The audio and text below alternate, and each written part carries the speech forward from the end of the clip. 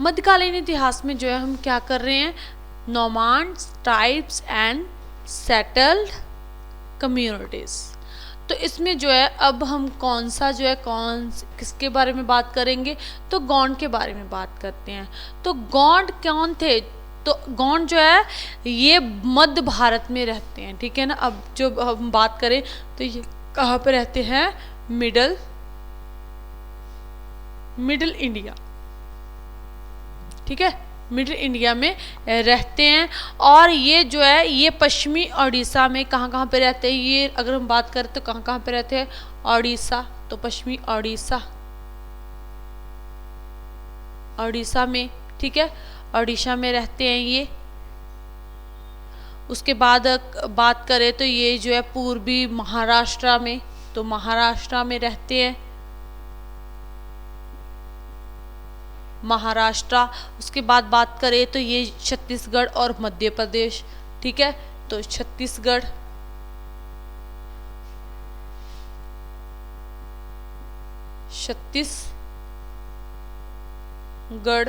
और कहाँ पे, मध्य प्रदेश, ठीक है ना। तो मिडिल इंडिया हो गया, तो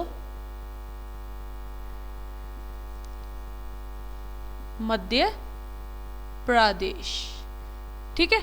तो मध्य प्रदेश में ये रहते हैं कौन, जो है गौंड कहाँ पे रहते हैं, मिडिल इंडिया में। तो ये सारे मिडिल इंडिया में ही पड़ते हैं कौन, जो है उड़ीसा, महाराष्ट्र, छत्तीसगढ़ और मध्य प्रदेश, ठीक है। यहाँ पे जो है गौंडवाना जो है रहते हैं, बसते हैं अब इन प्रांतों में, ठीक है, इन स्टेट्स में। और इन प्रांतों में जो है गौंड लोगों की गिनती जो है काफ़ी मात्रा में है, और इसलिए जो है इन्हें, इस क्षेत्र को, इस इलाके को जो है क्या कहा जाता है, तो गोंडवाना भी जो है इस क्षेत्र को कहा जाता है, ठीक है ना। इसको क्या कहा जाता है, गोंडवाना।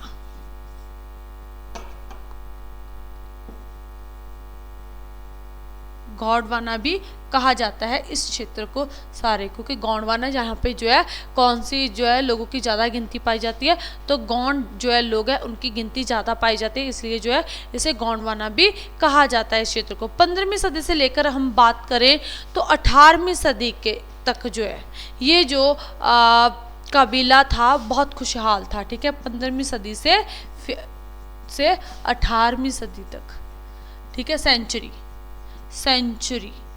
ठीक है। तो 15वीं सदी से लेकर 18वीं सेंचुरी तक जो है ये बहुत खुशहाल और जो है शक्तिशाली लोग थे ये, ठीक है। गोंडवाना एक खुशहाल इलाका था, जो है उन्होंने अपना राज, और इस समय में बहुत सारे राज भी स्थापित हुए, ठीक है ना, बहुत सारे राज जो है स्थापित होते मध्यकालीन के इस समय के दौरान। और इस समय में जो है ये कौन थे, गौंड थे।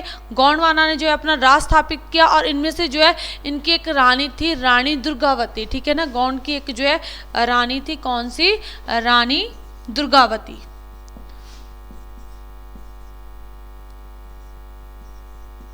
दुर्गावती, ठीक है ना। तो ये रानी दुर्गावती थी, गौंड शासक थी ये, और इन्होंने जो है ये जो इनकी जो कैपिटल थी वो कौन सी थी, तो कैपिटल इनकी थी जबलपुर, ठीक है। तो कैपिटल कौन की जो है, कैपिटल कौन सी थी, जबलपुर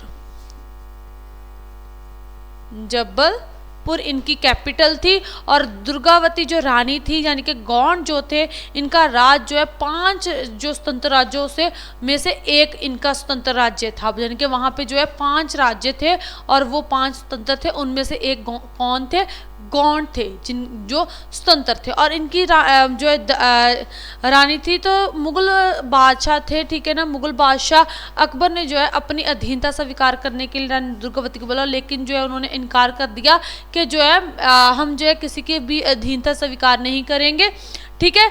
लेकिन जो है फिर बाद में क्या होता है कि अधीनता स्वीकार करने के लिए कहा, लेकिन जो इन्होंने मना कर दिया कि इन्होंने, रानी दुर्गावती ने। और उसके बाद जो है मुगलों और जो है रानी दुर्गावती के बीच में, अब जो है इन्हें देखो, ये इन्हें जो है अधीनता स्वीकार करने के लिए किसने बोला, मुगल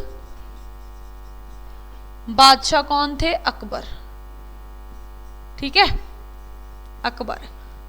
और इन्होंने मना कर देते हैं, ये रानी दुर्गावती जो है इन्होंने मना कर दिया। और इसके बाद जो है इन दोनों के बीच में जो है युद्ध हुआ, और इस युद्ध में के दौरान जो है इन्होंने पूरी बहादुरी के साथ जो है इनका मुकाबला किया, और जो है इन अलास में जो है मुगलों के हाथों ये मारे गए, ठीक है ना। भयानक युद्ध होता है इनके बीच में और उसके बाद जो है ये मारे गए किनके हाथों, मुगलों के हाथों। गौंड की जो है मुढ़ली जो ज़रूरतें हैं थी वो बहुत कम थी, कि बहुत जो उनकी मुढ़ली बेसिक ज़रूरतें भी थी बहुत कम थी, ठीक है। और उन्होंने जो घर की जो है उनके उन लोगों के घर की जो बनतर थी बहुत साधारण थी, कि नॉर्मल सी थी, साधारण बनतर होती थी। और एक मतलब कि निरीक्षण हुआ और उसके अनुसार जो है कहा गया कि जो गौंड लोग थे वो बहुत कम पढ़े लिखे होते थे, बहुत कम मतलब कि बहुत ज़्यादा कम जो है, ठीक है, लोग बहुत कम गिनती में पढ़े लिखे होते थे। और समय बीतने के साथ साथ जो है गौंड लोग धीरे धीरे करके जो है वो भारत का जो है एक हिस्सा बन गए, ठीक है ना। तो गौंड लोग जो है धीरे धीरे जो है यहाँ के लोगों में ही शामिल हो गए और यहीं का हिस्सा बन गए। तो इसी के साथ जो है हमारा ये वाला चैप्टर जो है कंप्लीट हो गया, नोमाड्स, ट्राइब्स एंड सेटल्ड कम्युनिटीज़, यानी कि क्या कहेंगे इसको हम कहेंगे कबीला, खाना बदोश और स्थिर जो है क्या है भाईचारा, ठीक है, कम्युनिटीज़, भाईचारे की बात। तो ये भाईचारा इनका बहुत स्ट्रांग होता था, ठीक है ना, क्योंकि ये समाज का हिस्सा नहीं होते, इनका अलग ही एक समाज होता था, इनकी अपने ही रीति रिवाज, अपने ही जो है रीति रिवाज होते थे, सामाजिक परंपराएं होती थी। तो ये अलग ही था और इनकी जो यही परंपराएं और रीति रिवाज थे यही आगे के आगे चलती थी, ठीक है। और यही जो है इन्हीं से जो है इतिहासकारों ने इनके बारे में पता किया, क्योंकि कोई लिखती वेरवा इनका मिलता नहीं है, ठीक है ना, क्योंकि ये लिखते नहीं थे कोई भी चीज़ें, तो ये लिखना जानते ना लिखते ही थे। तो इनकी जो परंपराएं थी वो ही जो इनके नियम होते थे, इनके कानून होते थे। क्लियर है? ओके, तो यही जो है हमारे पास था, ठीक है, गौंड। तो इसी के साथ ये हमारा चैप्टर जो है ख़त्म हुआ।